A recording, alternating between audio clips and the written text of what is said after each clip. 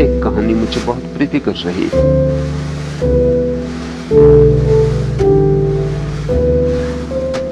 एक सम्राट ने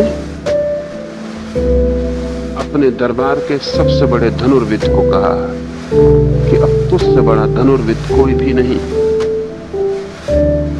तू घोषणा कर दे राज्य में, और अगर कोई प्रतिवादी ना उठे तो मैं तुझे राज्य का सबसे बड़ा धनुर्विद घोषित कर दूं।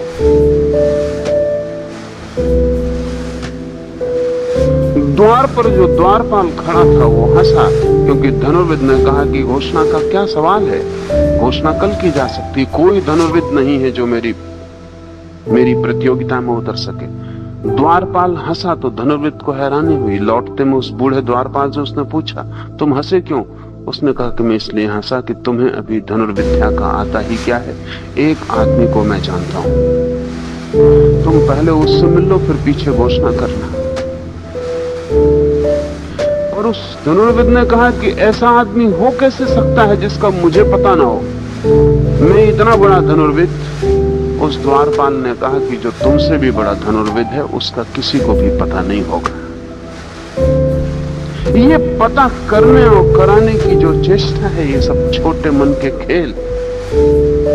तुम रुको, जल्दी मत करना, मुसीबत में पड़ जाओ। मैं उस आदमी का पता तुम्हें दे देता हूं, तुम वहां चले जाओ। वो धनुर्विद उस आदमी का पता लगाते गया। एक जंगल की तलहटी में वो आदमी रहता था। आपको यह कंटेंट पसंद आता है तो चैनल को सब्सक्राइब करना, मेंबरशिप ज्वाइन करना ना भूलें। आपकी सपोर्ट मुझे और ऐसी वीडियो बनाने के लिए प्रेरित करती है। चलिए और एक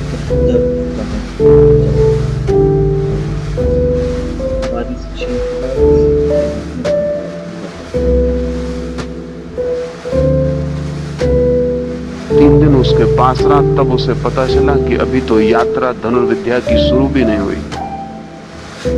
3 साल उस आदमी के चरणों में बैठकर उसने धनुर्विद्या सीखी, लेकिन तब मन ही मन में उसे डर भी लगने लगा। अब पुराना आश्वासन न रहा कि मुझसे बड़ा धनुर्विद कोई नहीं है। ये साधारण सा आदमी लकड़ियां बेचता था गांव में, ये इतना बड़ा धनुर्विद था और इसके बाबत किसी को खबर भी नहीं। पता नहीं कितने और छिपे हुए लोग हों। लेकिन 3 वर्ष उसके पास रह के उसका आश्वासन लौट आया। वो आदमी अद्भुत था।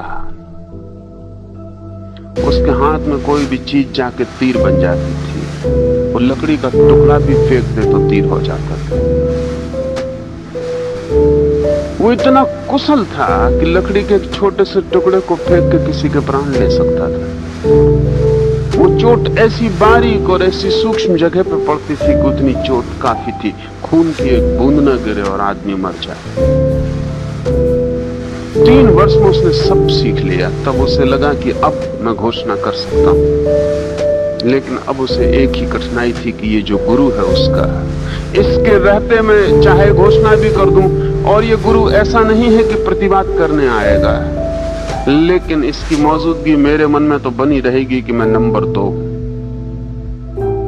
तो उसने सोचा कि इसको खत्म करके ही चलूं। सुबह लकड़ी काटकर गुरु लौट रहा था।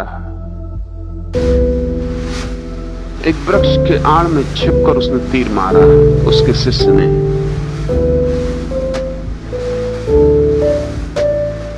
गुरु तो चुपचाप लकड़ियां काट के लौट रहा था। उसके हाथ में तो कुछ था भी नहीं। तीर उसने आते देखा। उसने लकड़ी के बंडल से एक छोटी सी लकड़ी लगा के फेंकी। वो लकड़ी का टुकड़ा तीर से टकराया और तीर वापस लौट पड़ा और जाके शिष्य की छाती में छिप गए। भागा वो गुरु आया, उसने तीर निकाला और उसने कहा कि ये एक बात पर तुझे सिखाने से मैंने रोक रखी थी, क्योंकि शिष्य से गुरु को सावधान होना ही चाहिए।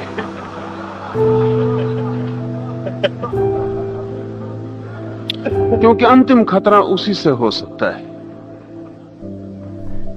लेकिन अब मैंने वो भी तुझे बता दिया, और अब तुझे मुझे मारने की जरूरत नहीं।